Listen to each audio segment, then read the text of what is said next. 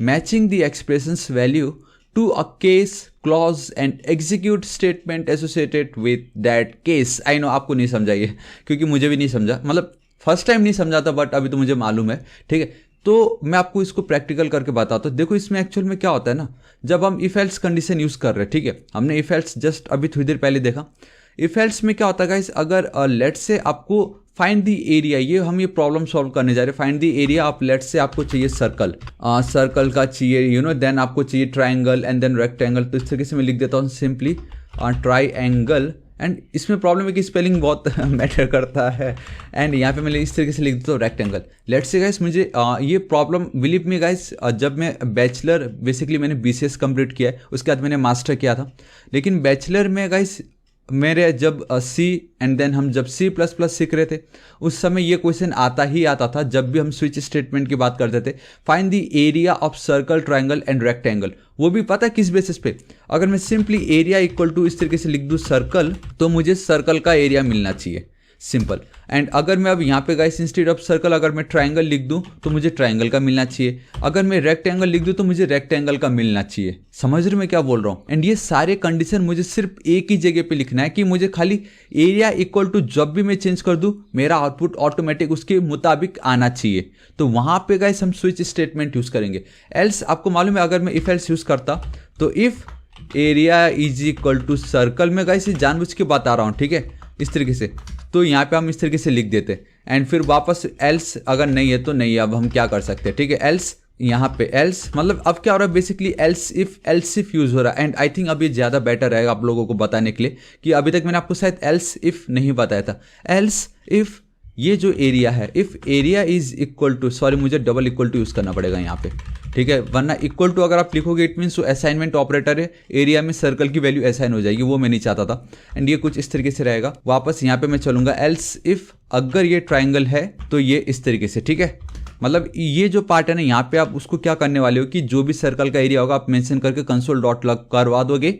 And यहाँ पे भी सेम वही है, एल्स इफ मैं अगेन यहाँ पे चलूंगा एल्स इफ अगर ये जो एरिया है, अगर अब ये ना तो सर्कल है ना तो ये ट्राइंगल है, अगर अब ये रेक्टेंगल है, तो कॉपी कर रहा हूँ एंड यहाँ पे मैं चल के इस तरीके से एंड फाइनली एल्स में मैं इस तरीके से कर दूंगा, इस तरीके से लिख दूंगा console dot log please enter इस तरीके से वैलिड और डेटा, मैं डेटा लिख देता हूँ फिलहाल, ठीक है।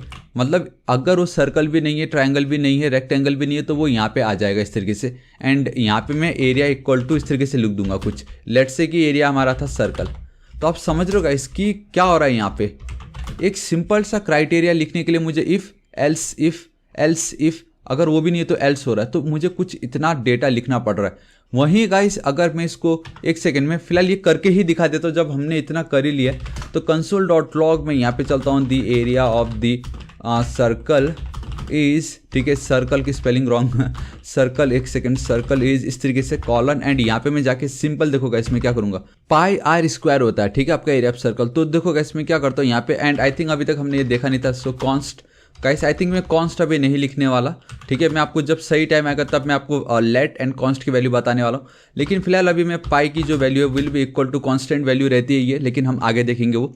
मैं सिंपली 3.142 सिंपल, ठीक है, कंट्रोल एस सेव। एंड साथ ही साथ गाइस मैं करता हूँ where L is equal to, मैं लिख देता हूँ 5 comma and B will be equal to, मैं इस तरीके से लिख देता हूँ गाइस 4, ठीक है, लेंथ एंड ब्रेथ इस तरीके से मैं लिख रहा हूँ। एंड आई थिंक गाइस अब ये आपको बहुत पसंद आ रहा होगा कि मैं नाउ एक ही साथ दो वेरिएबल को मैं क्या कर रहा हूँ, डिफाइन भी कर रहा हूँ एंड उस पर वैल्यू भी असाइन करवा दे रहा हूँ मैं। तो हम इस तरीके से भी कर सकते हैं। एंड मैं एक और काम कर सकता हूँ, यहाँ पे मैं चल के इस तरीके से एंड ए की वैल्यू में लिख देता हूँ यहाँ पे नॉट ए, लेट्स से मेरा जो रेडियस था वो था मेरा 3, ठीक है। एक काम कर सकता हूँ, ये जो मेरा पार्ट है इनको मैं करता हूँ कॉपी, डायरेक्टली मैं यहीं पर ही असाइन करा दूँ ना, किस लिए मैं एक एक्स्ट्रा फालतू का लाइन लिखूँ मैं, दिस इज इट।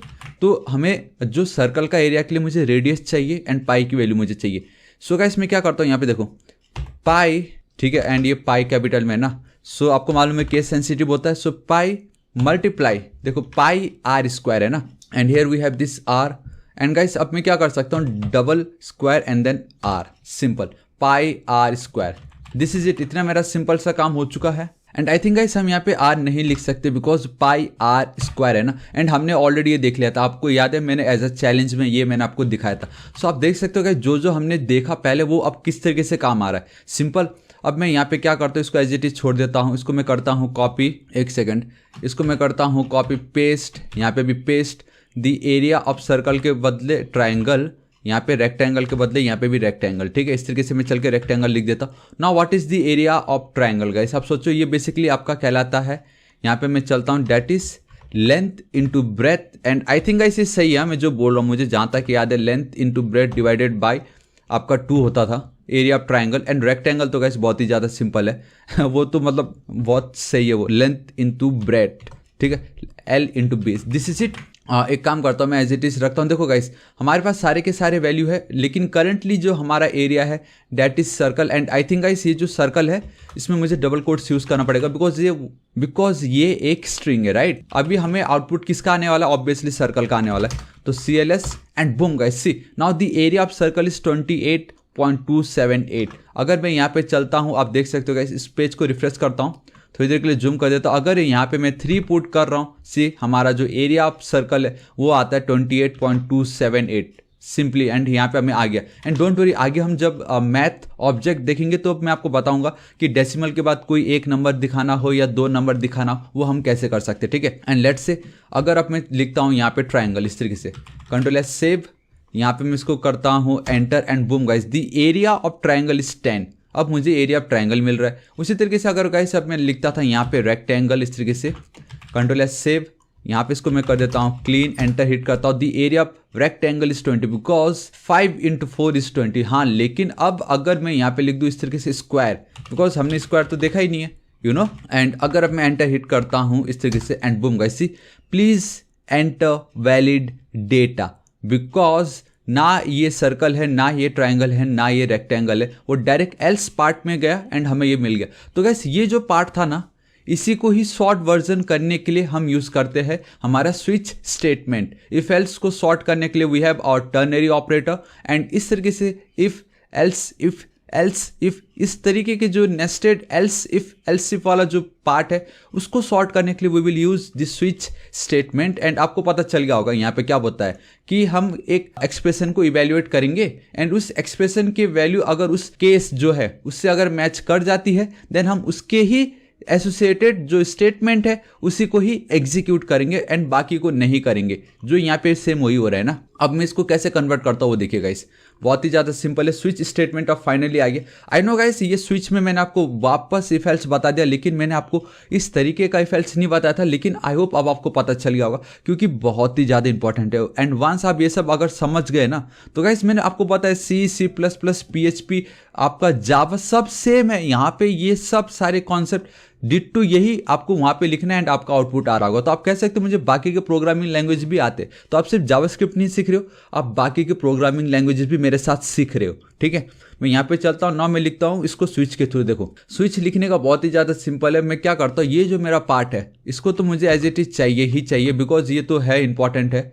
लेकिन अब ये जो इफ वाला जो पार्ट है ना, हम क्या यूज़ करने वाले हैं, we will use switch statement. So मैं इस तरीके से लिखूंगा, यहाँ पे देखिए SWITCH स्विच, ये आपका कंडीशन एंड ये आपका गाइस यहाँ पे जो होगा सब इसके अंदर होगा, ठीक है। कंडीशन क्या है कि हमारा ये जो एरिया है वो सर्कल है कि क्या है वो मैं इसके अंदर पुट कर दे रहा हूँ, ठीक है। This is it. यहाँ पे इन्होंने बताया कि देयर आर सम केसेस, तो वो जो केस है वो मैं आपको बताता हूँ क्या हो रहा है। ये जो पार्ट है ये मेरा पहला केस, ये मेरा दूसरा केस, ये मेरा तीसरा केस एंड ये लास्ट वाला मेरा डिफॉल्ट केस जो कि कुछ काम का नहीं है। तो मैं इसको कर लेता हूँ कॉपी पेस्ट, ठीक है। एंड यहाँ पे गाइस मैं सर्कल इस तरीके से नहीं लिखने वाला, यहाँ पे सिर्फ और सिर्फ मैं एरिया लिख दूंगा। This is it. यहाँ पे मुझे सिर्फ एरिया लिखना है। एंड अब देखो कैसे, पहला केस मेरा पहला केस होगा ये, एंड यहाँ पे गाइस मैं क्या करूँगा, ये जो पार्ट है इसकी वैल्यू मुझे यहाँ पे पुट करनी रहती है। लेट्स से गाइस यहाँ पे मैं चल के, अब मैंने स्क्वायर क्यों लिखा है यहाँ पे मैं लिख देता हूँ इस तरीके से गाइस सर्कल, ठीक है। पहले मैं ही सर्कल लिख देता हूँ इस तरीके से इक्वल टू सिंपल। एंड यहाँ पे गाइस मुझे अब एक कॉलन पुट करना पड़ेगा, ये बहुत ही ज़्यादा इंपॉर्टेंट है कॉलन। एंड नाउ अब मैं कुछ भी कर सकता हूँ, यहाँ पे डायरेक्टली नीचे आ सकता हूँ या उसी लाइन पे मैं जा सकता हूँ। और मैं अब क्या करूँगा, अगर ये आपका सर्कल है तो इस तरीके से मैं console.log करने वाला हूँ। एक काम करता हूँ, एंटर हिट कर देता हूँ इस तरीके से एंड एज इट इज छोड़ देता हूँ। ये मेरा पहला पार्ट कंप्लीट। अब मेरा दूसरा केस, ठीक है। एंड दूसरा केस में मेरा क्या था, ये था मेरा ट्राइंगल को मैंने कॉपी की, यहाँ पे कर देता हूँ पेस्ट। ये जो मेरा पार्ट है इसको करता हूँ मैं कॉपी, यहाँ पे मैं कर देता हूँ इस तरीके से इसको पेस्ट। एक सेकेंड मैंने बाहर कर दिया क्या ये, इसको मैं एंटर हिट करता हूँ। सॉरी, मुझे कॉलन देना बहुत ही ज़्यादा इंपॉर्टेंट है। इस तरीके से मैंने कर दिया इसको पेस्ट। अब मेरा तीसरा केस देखो गाइस कितनी ईजिली यहाँ पे मुझे एलसिफ नहीं लिखना पड़ रहा है। यहाँ पे खाली मैं अब केस लिखते जा रहा हूँ, क्या एरिया ये है, क्या एरिया वाला ये है, इस तरीके से मैं बस चेक कर रहा हूँ। अगेन मेरा ये रेक्टेंगल कॉलन, अगेन मैं यहाँ पे चलता हूँ, इसको कर लेता हूँ मैं कॉपी इस तरीके से, यहाँ पे मैं कर देता हूँ इसको paste, control S save, this is it. देखो कितनी इजीली मेरा पार्ट हो गया। अब प्रॉब्लम क्या था, इसमें एलसीफ लिखते जाना पड़ा था मुझे। अब क्या खाली अगर मुझे कल के दिन सपोज लेट से स्क्वायर भी चाहिए तो मैं यहाँ पे जाऊँगा, इस तरीके से स्क्वायर लिख दूंगा। यहाँ पे खाली मैं रेक्टेंगल के बदले स्क्वायर लिख दूंगा एंड जो मेरी वैल्यू होगी उसको मैं यहाँ पे पुट कर दूंगा। लेकिन अभी मैं वो नहीं करने वाला, मैंने आपको बताया कि इस तरीके से आप कर सकते हो, ठीक है। तो कितनी ईजिली आपका स्विच स्टेटमेंट काम कर रहा है। एंड हाँ, इस पर एक और रहता है जो कि है आपका डिफ़ॉल्ट, क्योंकि ये पार्ट रह गया ना कि अगर हमारा ये जो एरिया है किसी से भी मैच नहीं हुआ, किसी एक केस से भी मैच नहीं हुआ, तो क्या, तो गाइस उसके लिए हमारे पास रहता है दैट इज़ योर डिफ़ॉल्ट। ये देखो आप देख सकते हो डिफ़ॉल्ट, देन आपको कॉलन देना है एंड गाइस सेम आपको फिर वही करना है कि आपको एक और console.log देना पड़ेगा, कॉपी। एंड यहाँ पे आप ये जो पार्ट है इसको console.log को कॉपी करो एंड यहाँ पे आप इस तरीके से उसको पेस्ट कर दो, this is it, please enter valid data. तो आप देख सकते हो गाइस कितनी इजीली हमने एक काम करता हो, अच्छे से दिखाता हो इसको। तो आप खुद ही देख सकते हो गाइस कितनी इजीली हमने हमारा पार्ट कंप्लीट कर लिया यूजिंग स्विच स्टेटमेंट।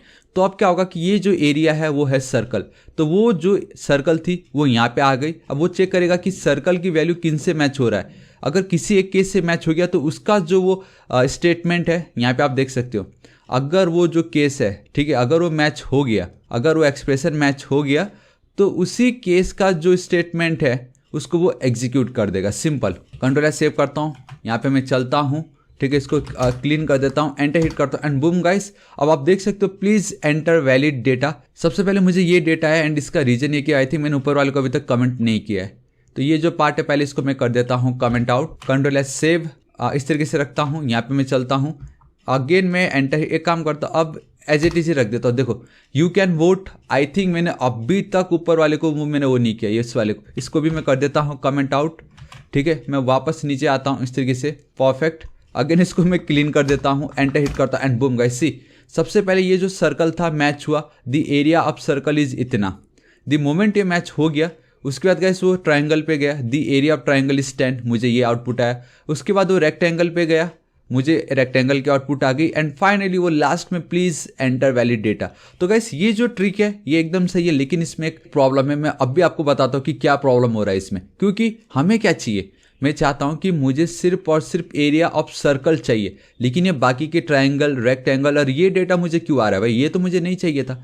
तो मैं क्या करूंगा, इस टाइप की प्रॉब्लम को गाइस टैकल करने के लिए we have a break statement. से we have a break statement and I think आप में से बहुतों ने बहुत बार सुना भी होगा what is a break statement. So guys ये जो ब्रेक स्टेटमेंट है ये क्या करता है, it terminates the current loop switch or लेवल statement and transfer program control to the statement following the terminated statement. इसका मतलब ये कि वंस आपने ये जो कंडीशन लिखा, अगर वो कंडीशन फुलफिल हो गया उसके बाद वो हमारे इस स्विच केस को टर्मिनेट कर देता है एंड बाकी के केस को वो चेक नहीं करता। ब्रेक मतलब खत्म। अगर आपको एरिया ऑफ सर्कल ही चाहिए था बस उतना ही आपको मिलेगा। सो मैं यहाँ पे लिख देता हूँ break and this is it guys. And ये बहुत ही ज़्यादा इंपॉर्टेंट है, आपसे पूछते हैं इंटरव्यू में the difference between break and continue, लेकिन कंटिन्यू का इतना कुछ फिलहाल काम नहीं है, ब्रेक बहुत ही ज़्यादा इंपॉर्टेंट है, क्योंकि अब आपको पता चलेगा कि यहाँ पे हमें ब्रेक की क्यों नीड थी।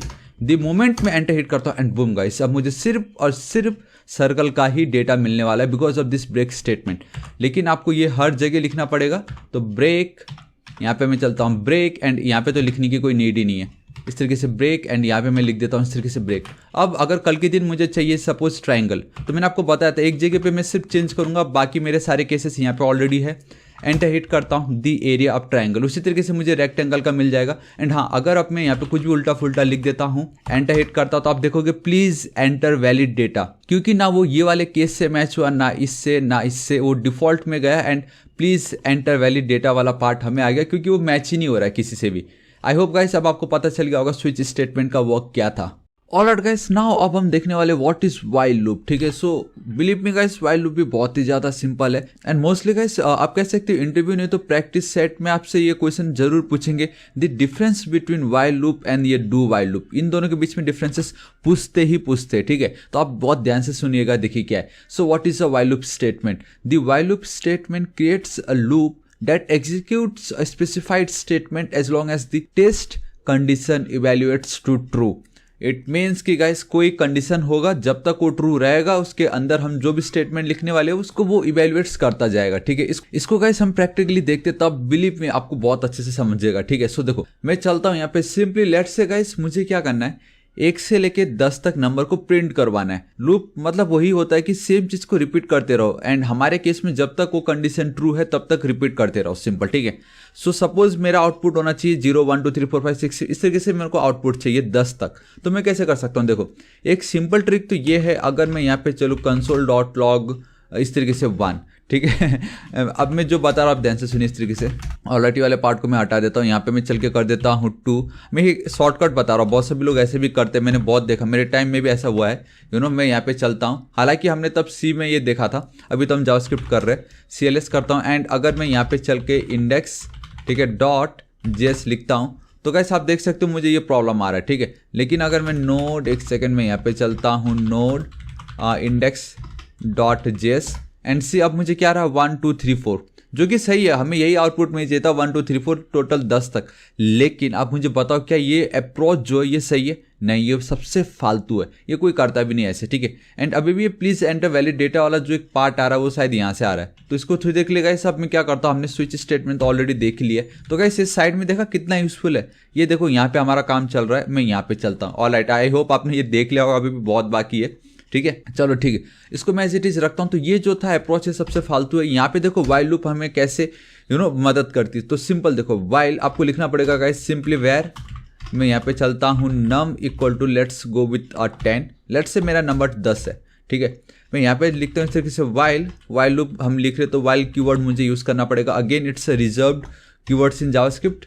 ठीक है, यहाँ पे मैं लिखता हूँ जब तक मेरा ये जो num है ये इक्वल टू लेस देन और इक्वल टू 10 नहीं हो जाता, तब तक मुझे कुछ ना कुछ करवाते रहना है, या इसके अंदर जो भी मैं डेटा लिखूंगा या जो भी स्टेटमेंट होगा उसको वो लूप करवाते रहना है। ठीक है, तो सबसे पहले मेरा काम ये होगा कि दी मोमेंट मैं यहाँ पे आऊँगा मैं console.log करवाऊंगा किसको, num की वैल्यू को, सिंपल। एंड अब नेक्स्ट टाइम क्या होगा, उसको मुझे इंक्रीमेंट भी तो करवाना है। अगर मैं एज इट इज लिख दूं, हाँ, तो देखो गाइस क्या प्रॉब्लम होता है। अब मैं इसको साइड में लेके चलता हूँ, राइट साइड में, ध्यान से देखना क्या प्रॉब्लम होने वाला है। इसको मैं क्लीन कर देता हूँ, एंटर हिट करता हूँ। अब देखो गाइस ये इन्फिनिट लूप हो गया, ये चलता ही जा रहा है, ये चलता ही जा रहा है गाइस। मुझे कंट्रोल से प्रेस करना पड़ेगा पहले। तो देखो the terminal has no selection to copy, देखा क्या आप देख सकते हो गाइस, यहाँ पे आप ये देखिए ना स्क्रॉल बार, माय गॉड कितना नीचे आ चुका है ये। सो गाइस ये आपका इन्फिनिट लूप बन गया था, इसको हम बोलते हैं इन्फिनिट लूप। ठीक है, ये आपका इन्फिनिट मतलब अब हम कुछ कर ही नहीं सकते, आपका ये इन्फिनिट लूप बन गया था जो चलते ही जा रहा, कभी रुकने का नाम नहीं लेगा। तो ये बहुत डेंजरस हो सकता है कभी कभी, एंड डेंजरस इसलिए बोल रहा हूँ क्योंकि अगर आपके सिस्टम में ज़्यादा आप कह सकते हो रैम ज़्यादा नहीं, या CPU ज़्यादा, या आपका जो प्रोसेसर है वो ज़्यादा पावरफुल नहीं है, तो गाइस मे भी हैंग हो जाए आपका सिस्टम। ठीक है, तो मैं एज इट इज इसको छोड़ देता हूँ अभी, लेकिन मैं चाहूँगा कि ये इन्फिनिट ना जाके 0 से मुझे 10 तक यहाँ पे आउटपुट आ जाए बस किसी तरीके से। तो गाइस आपको बस क्या करना है, num plus plus, this is it guys, बस आपको इतना ही करना है। एंड हमारा जो इनिशियल वैल्यू होगा वो अब 10 नहीं होगा, वो होगा 0। सो अब क्या होने वाला है कि इनिशियल वैल्यू हमारी 0 हो चुकी है, तो यहाँ पे चेक हो गया क्या ये जो 0 है वो लेस देन इक्वल टू 10 है या नहीं। ऑब्वियसली लेस देन है, तो वो हमें कंसोल करके 0 मुझे आउटपुट आएगी। एंड हमने ये ऑलरेडी समझा था, राइट, प्लस प्लस मतलब पोस्ट इंक्रीमेंट ऑपरेटर, तो वो उसको प्लस कर देगा, नम की वैल्यू 1 हो जाएगी ना, वो 1 इज लेस देन 10 और नॉट। तो जब तक ये कंडीशन गाइस फॉल्स नहीं हो जाता है तब तक ये चलता ही जाएगा। एंड आपको मालूम है हमने ऑलरेडी देखा था ट्रूटी एंड फॉल्सी वाला। ठीक है, कंट्रोल एस सेव करता हूँ, CLS करता हूँ एंड बूम गाइस, सी 0 से लेके 10 तक मुझे आउटपुट आ गया। अभी थोड़ी देर पहले मैंने console.log 1, console.log 2, console.log 3 जो मैंने की थी वो बेटर है या ये बेटर है। एंड इसका बेस्ट पार्ट पता है क्या, एंड यहाँ पे आपको लग रहा होगा 10, अरे तो मैं console.log लिख दूंगा 10 बार। नहीं, अगर कल के दिन किसी ने आपको 100 बोल दिया तो क्या करोगे आप, क्या 100 बार console.log लिखोगे? नहीं ना। देखो यहाँ पे मेरे को सिर्फ एक जगह डेटा चेंज करना है, मुझे मेरा आ रहा है, सपोज अब मुझे 1000 चाहिए। ठीक है, कंट्रोल एस सेव। अब आप मुझे बताओ वो जो कंसोल डॉट लॉग था वो बेटर या ये better, while loop better, right. And अब आपको कुछ और बात इसमें समझना पड़ेगा कि वाइल लूप जब हम यूज़ करते हैं तो कैसे लूप चलता जा रहा है, ठीक है। लेकिन इसमें एक चीज़ ये हो रहा है कि जब भी इसके अंदर ये जो पार्ट दिख रहा है इसको हम बोलते हैं ब्लॉक स्कोप। क्या बोलते हैं गाइस हम इसको? ब्लॉक स्कोप, बिकॉज ये जो कर्ली ब्रेसेस ये एक ब्लॉक है, ठीक है। इस ब्लॉक के अंदर मैं काम करता हूँ, यहाँ पे मैं लिख भी देता हूँ ब्लॉक स्कोप। ये बहुत ही ज़्यादा इंपॉर्टेंट वर्ड है क्योंकि आगे आपको पता चलेगा ये block scope versus function scope क्या होता है। तो आप ध्यान से सुन लीजिएगा, ब्लॉक स्कोप, ठीक है। तो क्या हो रहा है कि जब तक ये कंडीशन फॉल्स नहीं हो जाता ये चलता ही जाता है। एंड हम यहाँ पे इंक्रीमेंट कर रहे हैं, ये काम चलता जा रहा है, कोई प्रॉब्लम नहीं है। लेकिन आपसे इंटरव्यू में पूछेगा तो इसमें फिर ऐसा क्या है, इसकी खासियत क्या है? इसकी खासियत ये है कि जब भी ये ब्लॉक स्कोप जो है, इसका जो ये ब्लॉक है उसके अंदर वो तभी एंटर करता है जब इसकी वैल्यू ट्रू होती है तो ही, वरना अगर आपने यहाँ पे लिख दिया इस तरीके से 20, कंट्रोल एस सेव कर देता हूँ। अब हमारा नम की जो वैल्यू है वो है 20, तो क्या 20 इज लेस देन, एक सेकेंड यहाँ पे अब 1000 नहीं 10 रखना है, ठीक है। क्या है ये जो 20 है वो लेस देन या इक्वल टू है 10 का? ऑब्वियसली नहीं है। तो इस केस में वो कभी इस ब्लॉक स्कोप के अंदर जाएगा ही नहीं, इस कर्ली ब्रेसेस के अंदर वो जाएगा ही नहीं एंड हमें कुछ आउटपुट आने वाला ही नहीं है, ठीक है। तो इसको मैं CLS कर देता हूँ एंड सी गाइस हमें कुछ आउटपुट नहीं आ रहा। तो ये बहुत ही ज़्यादा इंपॉर्टेंट है कि वाइल लूप पहले कंडीशन को चेक करता है एंड देन अपने स्कोप के अंदर वो एंटर करके जो आउटपुट हमें देना वो हमें दे रहा होता है, ठीक है। अब ये मैंने आपको इसलिए एक्सप्लेन किया क्योंकि अब हम जो देखने जा रहे हैं वो है आपका do while loop and in दोनों के बीच में डिफरेंसेस बहुत ही ज़्यादा इंपॉर्टेंट है। सी इसको मैं हटाता हूँ इस तरीके से, सिंपल, ठीक है। अब बहुत ध्यान से देखिए, ये मेरा वाइल लूप है, ये मेरा डू वाइल लूप है। अभी मैं क्या करता हूँ, इसी सेम पार्ट को डू वाइल लूप में मैं आपको कन्वर्ट करके बताता हूँ एंड आप मुझे बताना दोनों में से कौन सा बेटर है एंड क्यों ये इतना पूछा जाता है इंटरव्यू में, ठीक है। देखो ये जो वैर नम है, चलो ठीक है, मैं यहाँ पे चलता हूँ, मैं अगेन वैर नम ये मैं एज इट इज लिखने वाला हूँ, इक्वल टू 20 नॉट 20 सॉरी 0 लिखता हूँ एंड यहाँ पे भी अभी फिलहाल 20 रहने देता हूँ वहाँ पे, ठीक है। अभी देखो while loop and do while loop में क्या है, वाइल एंड डू वाइल, बस एक एक्स्ट्रा वर्ड यूज हो रखा है, एक extra word and that is your do. So मैं लिखूंगा डू, उसके बाद गाइस आपको क्या करना है, ये जो पार्ट है, ठीक है, ये आपका ये जो कर्ली ब्रेसेस इसको डिट्टो कॉपी करो, पेस्ट कर दो, दिस इज इट। ना वाइल लूप के बदले अब ये जो वाइल है इसको कॉपी करो एंड यहाँ पे पेस्ट कर दो, this is it. And last में एक सेमीकोलन दे दीजिए। सो गाइस ये है आपका डू वाइल लूप एंड ये था आपका सिर्फ वाइल एंड देन लूप, ये है आपका do and then while and then loop. So अब दोनों में डिफरेंस क्या है, देखो गाइस अगर आपने नोटिस की होगी तो मैंने कुछ एक्स्ट्रा ऐड नहीं किया, सिर्फ एक चीज एक्स्ट्रा ऐड कर दिया and that is do. And बाकी मैंने इनका जो स्टाइल था वो चेंज कर दिया। डू के बाद मैंने डायरेक्टली इसको लिख दिया एंड वाइल जो पार्ट था ये मैंने यहाँ पे रख दिया। लेकिन गाइस अभी मैं क्या करता हूँ, ये जो पार्ट है ना मेरा, इसको मैं कमेंट आउट कर देता हूँ एंड अब हम ये देखते हैं कि हमें इसका आउटपुट क्या आ रहा है, ठीक है। एटलीस्ट आउटपुट तो देख लिया हम लोग पहले से, गाइस सेम आउटपुट है इसमें एंड देन इसमें कोई डिफरेंस नहीं है, आउटपुट हमें एकदम परफेक्टली आ रहा है। लेकिन फिर दोनों में डिफरेंसेस क्या है एंड ये इंटरव्यू में इतना क्यों पूछा जाता है? सो देखिए गाइस सबसे ज्यादा main problem do while loop में ये है कि जब आप इस तरीके से कोई भी एक कंडीशन दे रहे हो, आई मीन आपने एक वेरिएबल असाइन कर दी नम, आई मीन आपने क्या किया, एक नम नाम का वेरिएबल को डिक्लेयर किया एंड उसमें एक वैल्यू असाइन कर दी दैट इज योर 0।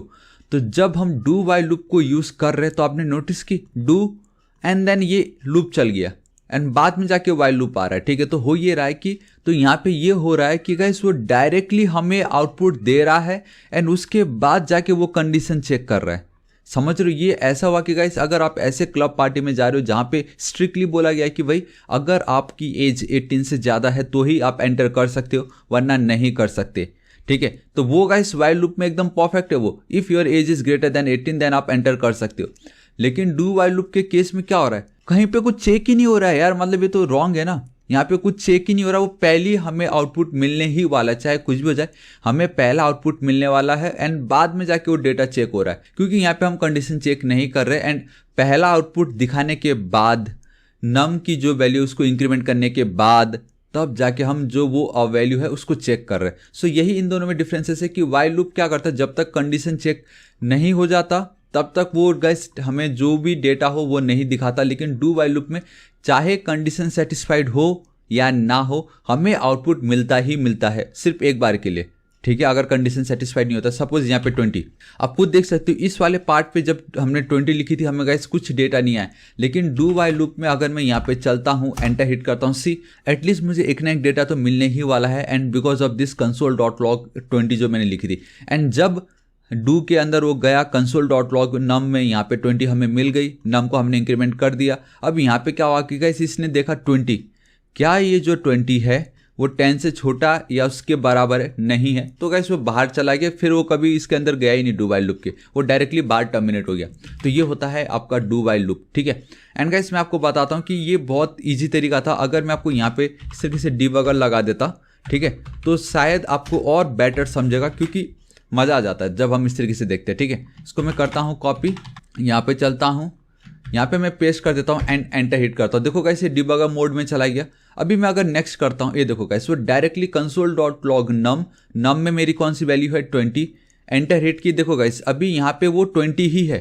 ध्यान से देखो, ये जो नम है ये भी 20 है, ये जो नम है ये भी 20 है, एंड ये वाला जो नम है ये भी 20। लेकिन अभी हम यहाँ पे क्या करें, post fix increment, the moment मैंने ऐसे कि अब अगर मैं नम पे चलता हूँ, बूम गाइस सी नाउ ये 21 हो चुका है आपका। ये जो नम था जो 20 थी, जब यहाँ पे वो गया तब वो 20 नहीं, वो आपका 21 हो चुका था।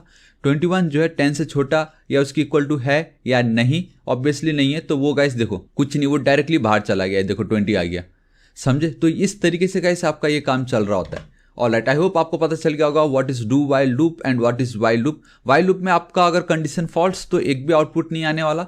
डू वाइल लूप में वाली कंडीशन फॉल्स हो एटलीस्ट एक आउटपुट देता है, क्योंकि वो कंडीशन लास्ट में चेक कर रहा है, एंड वाइल लूप पहले चेक करता है कंडीशन को, यही डिफरेंस है बस, ठीक है। Now what is a for loop, so हम थोड़ा नीचे चलते हैं, and alright guys now so guys अब हम देखते हैं कि what is a for loop. And for loop को बताने से पहले I think we have something over here, तो ये हमने ऑलरेडी देख लिया था, ये हमने ऑलरेडी देख लिया, एंड आई थिंक ये टर्नरी ऑपरेटर भी हमने ऑलरेडी समझ लिया था, राइट। ऑलराइट गाइस नाउ ये बहुत ही ज़्यादा इंपॉर्टेंट है, what is a for loop. See for loop का ये सिंटैक्स है जहाँ पे आपको फॉर कीवर्ड यूज करना है, देन आप देख सकते हो वी हैव दिस पैरेंथेसिस, उसके अंदर गाइस 3 आपको इनपुट पास करना रहता है, जिसमें से सबसे पहले आपका रहता है initializer, condition and then iteration, and then again आपका ये कर्ली ब्रेसेस, एंड यहाँ पे आपको जो भी कोड को एग्जीक्यूट करना है वो यहाँ पे लिखना है। एंड मैं आपको एक और चीज़ बताना चाहूँगा कि गाइस जो do while loop, I mean जो वाइल लूप है एंड जो ये डू वाइल लूप है, इन दोनों का और शॉर्टर एंड बेस्ट वर्जन आपका फॉर लूप है, ठीक है। जो भी टास्क मैं आपको दूँ गाइस आप वो इन तीनों से कर सकते हो, लेकिन फॉर लूप जो है ना इन सभी को एक नेक्स्ट लेवल पे लेके जाता है, उतना ही सिंपल कर देता है, एंड हमें थोड़ा जल्दी आउटपुट दे रहा होता है, ठीक है। सो देखो मैं आपको बताता हूँ, मैंने आपको बता दिया फॉर लूप लिखने के लिए हमें इस तरीके से इसका सिंटैक्स है जिसके अंदर 3 इनपुट्स है, लेकिन ये जो इनपुट्स है ये क्या इनपुट है, राइट। सो ये जो इनिशियलाइजर है, ये सपोज देखो वेर नम इक्वल टू 10, अगर आपको याद होगा यहाँ पे मैंने इस तरीके से जो लिखा था वाइल लूप में, चलो आपको डू वाइल लूप का ही मैं दिखा दूं। सपोज ये देखो, तो हम यहाँ डू वाइल लूप हो या वाइल लूप में क्या कर रहे थे, हम हमारा जो ये नम नाम का वेरिएबल है उसको इनिशियलाइज कर रहे थे, राइट। यहाँ पे मैंने नम नाम के वेरिएबल को 20 वैल्यू से इनिशियलाइज कर दी, तो हमें do while loop and while loop में उसको बाहर लिखना पड़ रहा था, बट इन फॉर लूप हम उसको क्या करेंगे, अंदर लिखेंगे इस तरीके से, ये आपका initializer. And then here we have our condition, condition में क्या हो जाएगा, क्या हमारा ये जो नंबर है वो 10 से छोटा या बड़ा है या नहीं, और वो जो कंडीशन है वो ये वाली कंडीशन है। सी ये वाला पार्ट पहला इनपुट रहता है, देन दूसरा रहता है आपका कंडीशन जो हम इस तरीके से चेक कर रहे होते हैं, एंड वाइल लूप में कुछ इस तरीके से, तो वो आपका ये सेकेंड इनपुट कहलाता है इन फॉर लूप। एंड जो लास्ट है वो है आपका इटरेशन की कब तक, ये जो कंडीशन है कब तक, तो वो रहता है लाइक ये जो नम प्लस प्लस इटरेट कर रहे हैं, एंड वो जो नम प्लस प्लस है वो है आपका ये। सो आपने देखा गाइस यहाँ पे जो एकदम टॉप पे, देन यहाँ पे कंडीशन पे, एंड देन एकदम अंदर जो ये पार्ट्स थे उन सबको फॉर लूप ने एक साथ मिला के हम सिंपली अब ये जो पार्ट है कर्ली ब्रेसेस के अंदर ये console.log जो भी हमें अपना कोड को एग्जीक्यूट करना, तो इस तरीके से गाइस आपका फॉर लूप काम कर रहा होता है, जिसके अंदर हमें 3 ये जो आप देख सकते हो जो इनपुट्स है उसको पास करना है, ठीक है। अब ये सेम जो ये डू वाइल लूप है इसको मैं देखो कैसे कितनी इजीली ऐड कर सकता हूँ, आई मीन राइट कर सकते हो using for loop. So for ये आपका पैरेंथेसिस, देन आपका कर्ली ब्रेसेस, ये आपका सिंटैक्स है जिसमें पहला आपका है इनिशियलाइजर, एंड इनिशियलाइजर मतलब ये वाला पार्ट। सो इसको मैंने की कॉपी, यहाँ पे कर देता हूँ पेस्ट। एंड हाँ एक और चीज़ याद रखना है कि आपको सेमी कॉलम लिखना है, यहाँ पे कॉमा नहीं लिखना है, आपको लिखना होगा सेमी कॉलम इस तरीके से। देन सेकंड है आपका ये कंडीशन, कंडीशन रहेगा ये, इसको मैं कर लेता हूँ कॉपी, यहाँ पे कर देता हूँ पेस्ट, एंड देन जो थर्ड वाला है वो आपका इटरेट, कब तक आपको इटरेट करवाना है या कैसे इटरेट करवाना है, minus minus plus plus, expression भी आप चाहो तो पास कर सकते हो, वो यहाँ पे अभी भी ठीक है। तो इस तरीके से लिखना है। एंड एक चीज़ याद रखो कि जो लास्ट वाला जो इटरेशन वाला जो इनपुट रहता है, लास्ट में आपको सेमीकॉलम नहीं देना है, सिंपल। सी गाइस, इतना कुछ आपको लिखना पड़ रहा था। देखो आप कितना लाइन है ये, 1 2 3 4 5, राइट। यहाँ पे मेरा देखो एक लाइन में हो गया। अब ये जो कंसोल डॉट लॉग जो है इसको मैं करूंगा कॉपी, एंड यहाँ पे मैंने उसको कर दी पेस्ट, कितनी इजीली। सो अब आप खुद देख सकते हो गाइस आपका